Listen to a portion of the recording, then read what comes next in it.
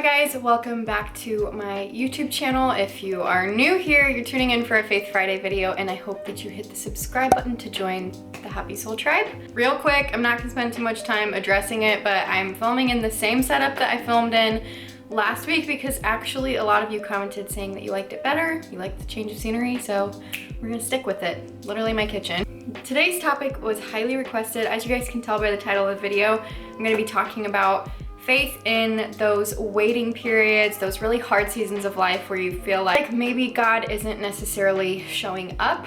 And I do have some notes out in front of me just because I want to make sure that I discuss this in a good, positive, clear way.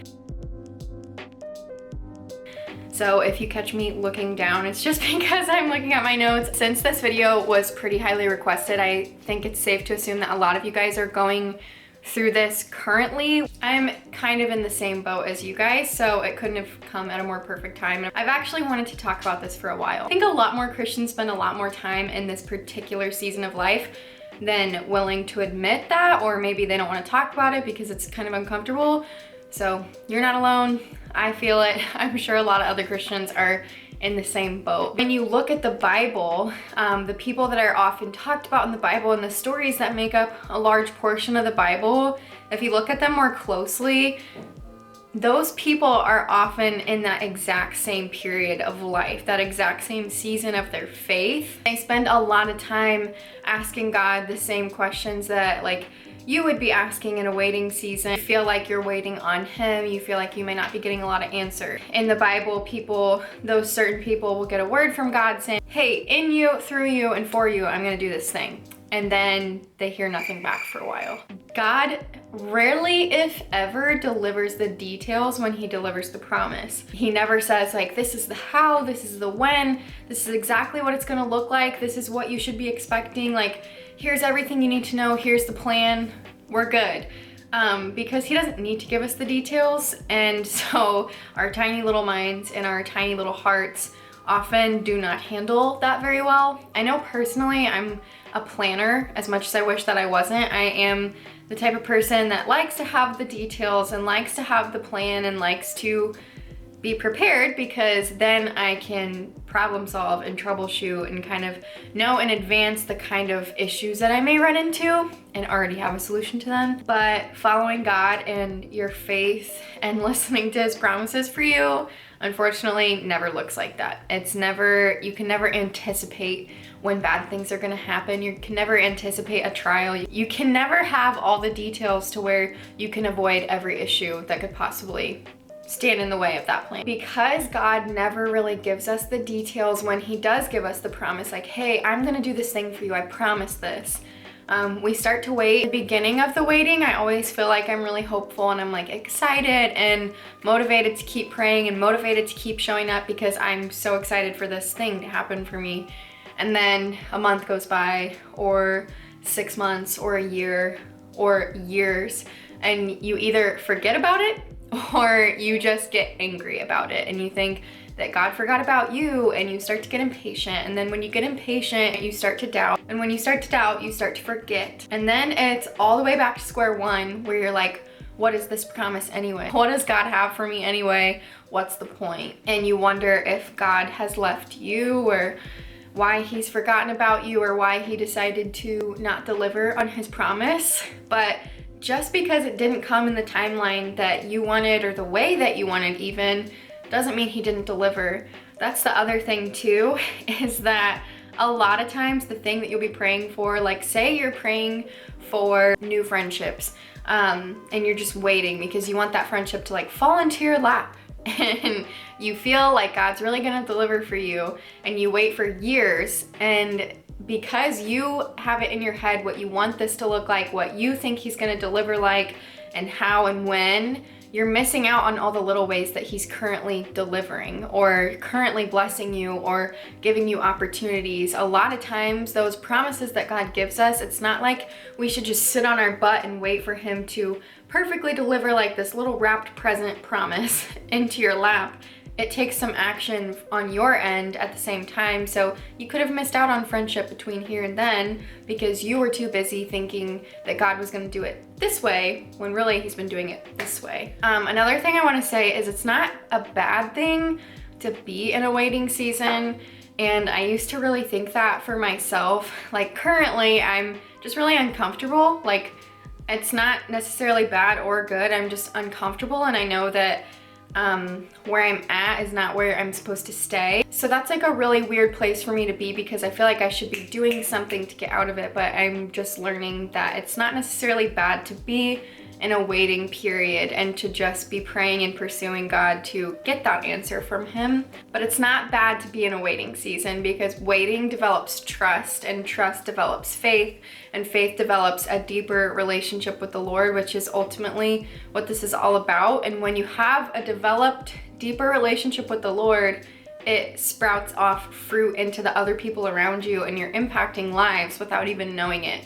So these waiting periods are so important and so crucial because long term, they're gonna affect your faith with God, and that's gonna affect those around you. A story I like to remind myself of when I do start to get impatient or like uncomfortable and really itching to start moving forward on my own and not waiting on the Lord anymore, I always like to think of the story of Abraham and Sarah. And I think I've done like 2 or 3 videos where I've touched briefly on this story. It's just something that's really cool to me. The story of Abraham and Sarah is when they're waiting on their child because God comes to Abraham and he's like, hey, I promise you, you're gonna have so many generations to follow you. You will have your own child. Like, this is gonna happen for you. And Abraham's like, yes, he's so excited.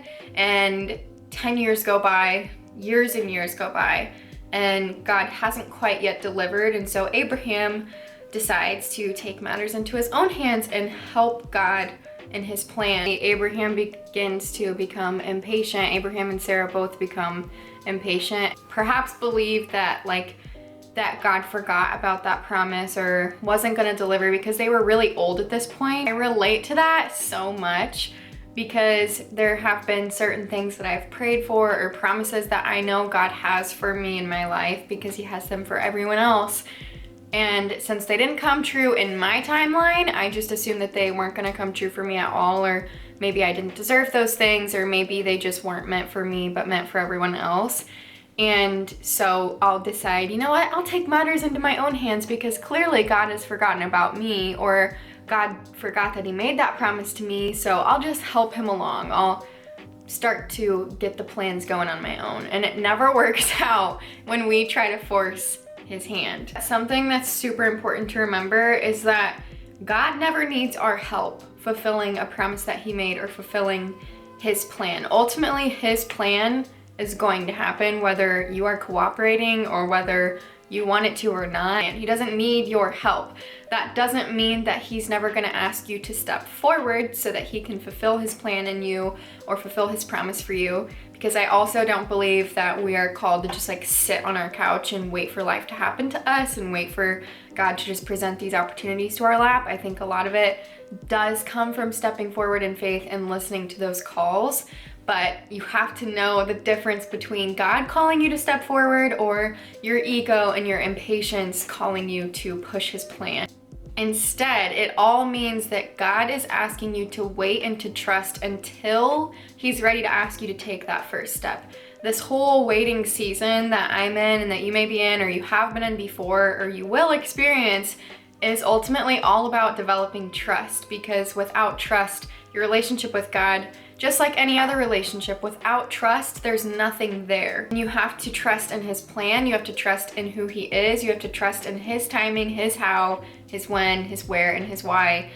And it's really difficult for us to do that because we often just trust in what we can see. So if we don't see that he's working and we don't see that that plan and that promise is coming to fruition for us, we don't trust that it's gonna happen for us, which is another reason why it's so important to have faith in these waiting seasons and to continue to pray and to continue to read his word, because that will alter your perspective and allow you to see like, oh, God really is still moving and God really is still good. He's still a promise keeper and he's still going to deliver on this promise for me. I think the most important and perhaps like detrimental part to these waiting seasons too, is understanding that we cannot, like, it is so dangerous to lower your expectations in God the longer that you wait, because sometimes you will be waiting a long time, and it's really tempting for us as humans to forget that original promise that he made to you and lower your expectations. If he promised you a life of abundance and you've been waiting for 15 years for that, you may be tempted to be like, oh, well, I guess he kind of forgot about me, or maybe I misunderstood, or maybe that wasn't his promise for me. This kind of looks like abundance, so I'll just settle for this, or I'll just push it along myself. When we lower our expectations and what God can and will do for us and what he promised to do for you because of how long it's been or how it looks, or if it's different than you expected, then you lower your expectations and you settle for less than God's plan for you, which is never what he wants for us. His plan is like exceedingly and abundantly more than we could ever ask or imagine. And it's gonna be so much better for your life and for you and your spiritual health to never settle for less than his plan. And I think that we always kind of know, we always have a feeling when we're settling because we're tired of waiting. Like I said earlier, faith in waiting seasons or hard seasons is a trust exercise, and it's talked about in the Bible how we get trials to develop our faith and to develop and perfect our faith and develop perseverance. And I think that our whole life really is about developing more trust in God and surrendering more and more of ourselves to him.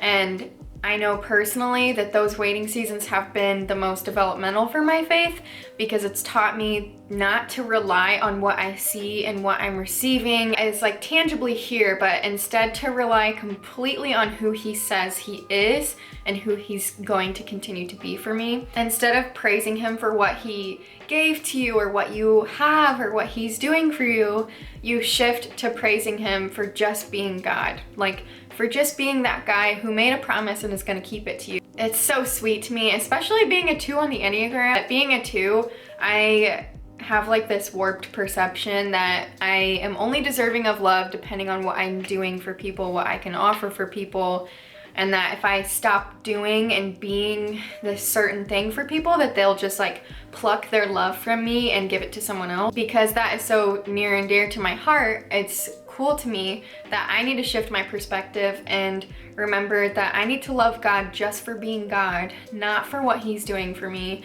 So that shouldn't affect my praise, and it shouldn't affect my faith if I feel like he's not giving or delivering in the way that I wanted him to, because my love for him shouldn't be based on his performance, because he is God. He deserves my love no matter what. Something that really encourages me and hopefully will encourage you in this season of your life, maybe the Celeste that I need to be in order to be ready for that promise will only get developed by going through that waiting season, or by waiting for 10, 15, 20 years, or by keeping my faith when I feel like there's no reason to. The person that you need to be for God to be ready to deliver that promise to you can only be developed by going through a really hard waiting season where you're asking a lot of questions but not getting very many answers. We try so hard to put God in a box and put his promises in a box, and we try to put timelines on things and step-by-step processes on things, and he just does not work that way. He is unique. He is his own thing. He does things his way. He has his own plan. And so when we set expectations on him and expect him to meet them the way that we want him to meet them, we should be beyond happy when he doesn't meet them that way, because he's just gonna exceed your expectation. But I hope you guys enjoyed today's video and found something helpful from it. I hope it encouraged you. If you are also going through a waiting season in your faith, or just feel like confused, you know, I think that more Christians should open up discussion about this, because not every year or month as a Christian is all these spiritual highs. A lot of times it's like asking questions and receiving little to no answers. But I hope you guys enjoyed it. If you did, please make sure to give it a thumbs up and hit the subscribe button to join the Happy Soul Tribe if you haven't already. And make sure you go out of your way today to love on someone and make them feel extra special just because they are. And I will catch you guys in the next video. Bye guys.